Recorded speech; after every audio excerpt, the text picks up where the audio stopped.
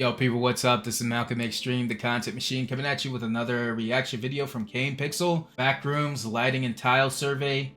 Yeah, this is supposed to be like a kind of like the scientists in the backrooms universe, and they're always doing like experiments in the backrooms and stuff like that. I think there's been a couple of videos where it kind of explores async and all the different tests they do and stuff. But we're gonna react to this video. This came out not too long ago. This came out a little bit after the last Backrooms video, found footage video. So I hope this is interesting. Before we start, make sure you hit the like button, hit the subscribe button, hit the bell for more notifications from the content machine, Malcolm Extreme. Let's get started. November 14th, 1989. I like how this is kind of like in the past, like in the 80s and stuff. I think the timeline, it skips around a little bit.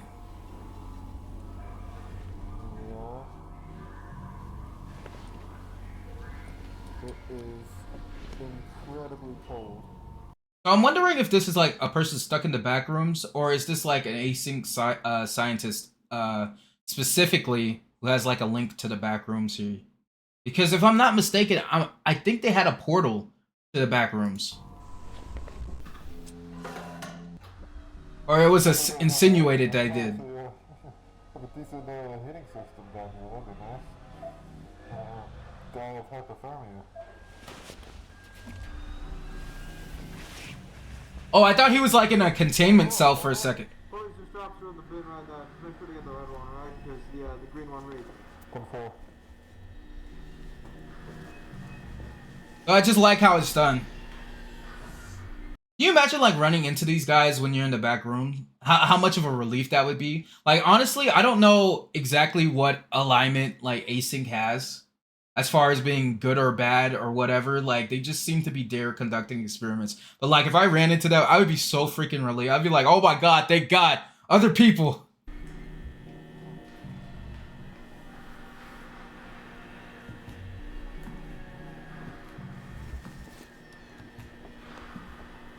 Yeah, but I'd be kind of cautious because they're like wearing hazmat suits and stuff.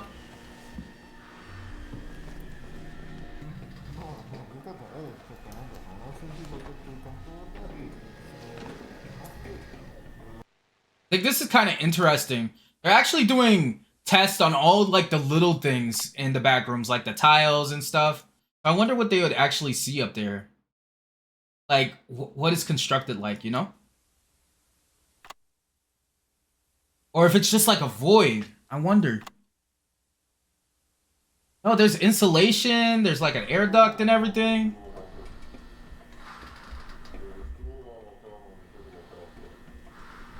That's actually nuts. Dude, I wonder if someone can hide up there just to stay safe. Okay. There's ventilation as well. You see that? You see the vents? Yeah, it goes around the back to the right. Some of it's insulated, I think.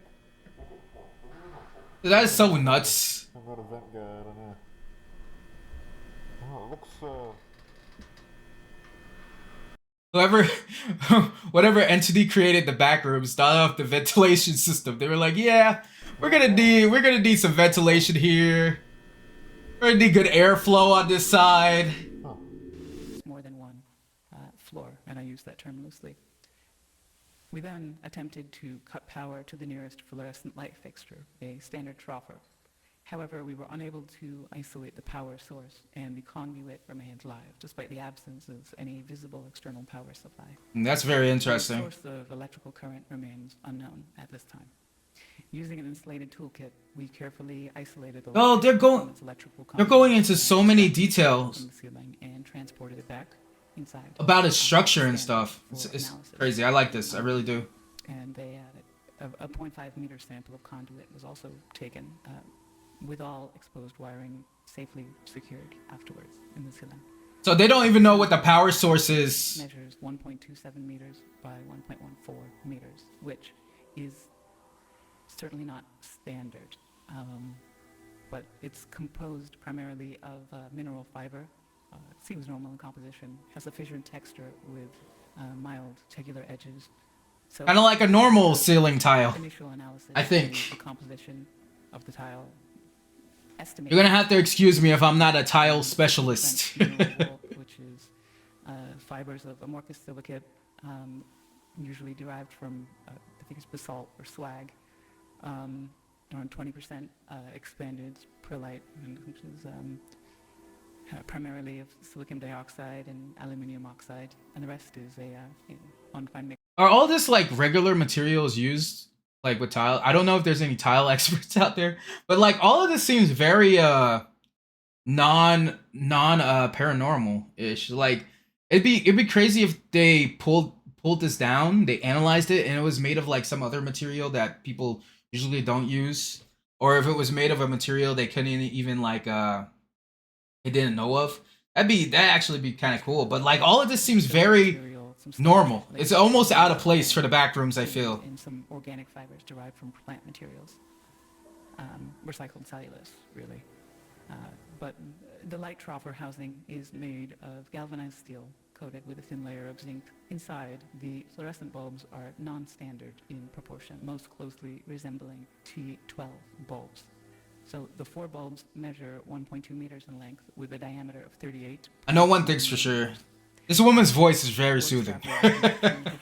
But that bulb and wheezers and the rest contain the following components: phosphor coating, the calcium hemophosphate for converting ultraviolet light to visible light, mercury vapor in a small quantity, which facilitates the ultraviolet light emission.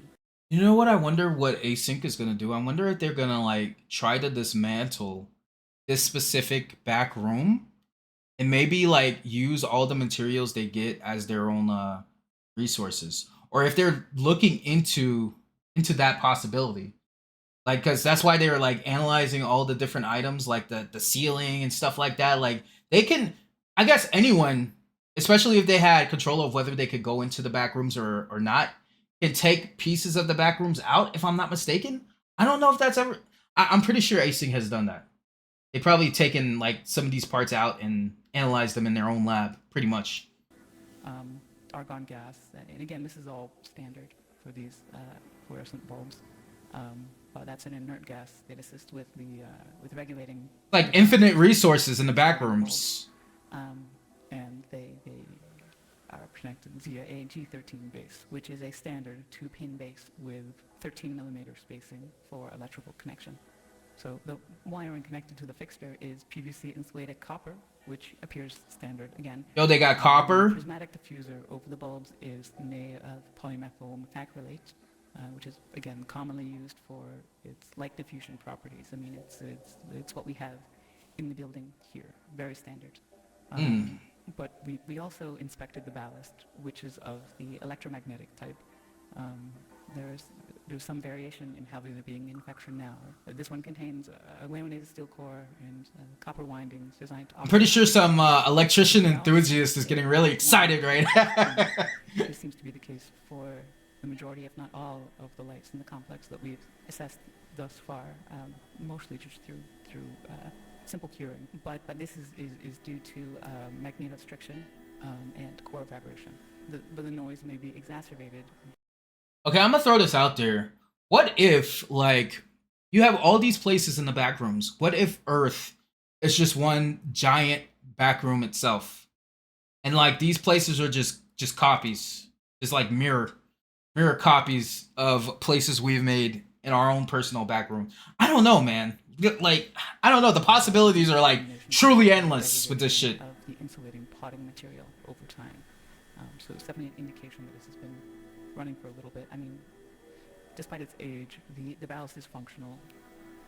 Its large proportions suggest it was built for a non-standard space, not something you find in the majority of offices. Did she say like the light was endless? Commercial spaces, though like it's just something that's not something I'm too familiar with, truthfully. Like the components don't wear down? That would actually be kind of interesting.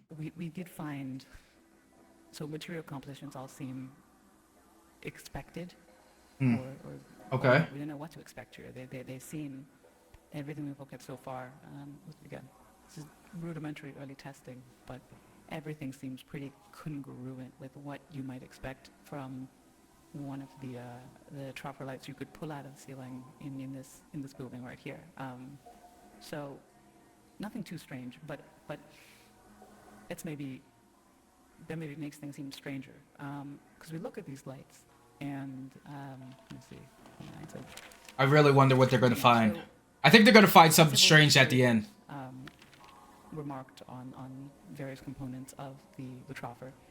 What? So on the ballast, we found markings for marked Universal ballast, type A, MSG Court. manufactured in 1975 with serial number A75234X. Dude, are they gonna find this in the real world? Itself is stamped 3X432, and that was manufactured in 1973 in Reading, Pennsylvania, and it is and the bulbs were manufactured by. How is that even possible? Like, I didn't miss anything. Like, these items are from the back rooms.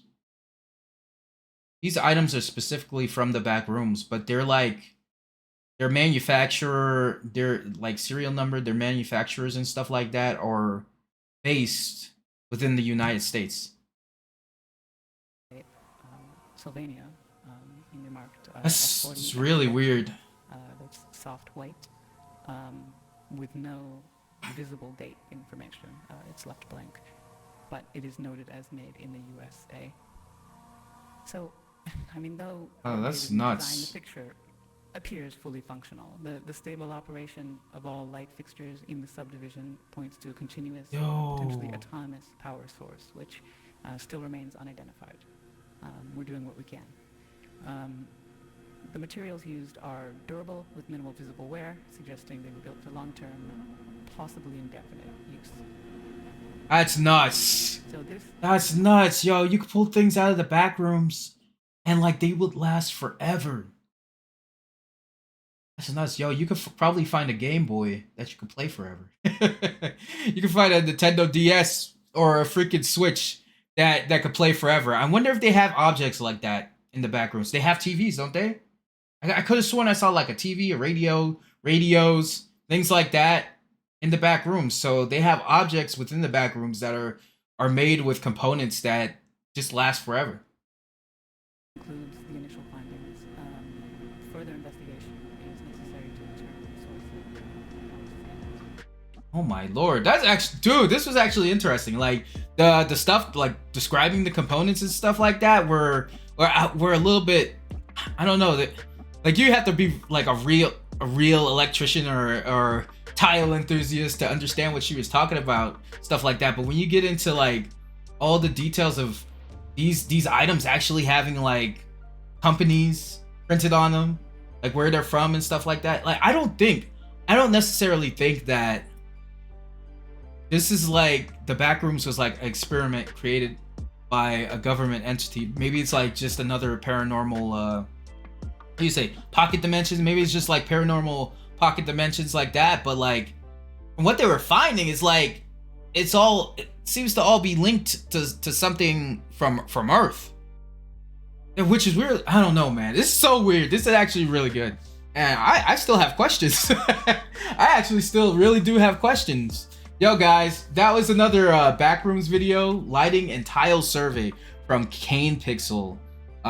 Yeah, go check out this video. The link will be in my basement. Let me know what you think. Let me know your theories about this video. Whether you think something differently than me. Let me know your theories about this video because this is actually kind of interesting. Like, comment, subscribe, hit the bell for more notifications from the content machine. Malcolm Extreme. Take it easy.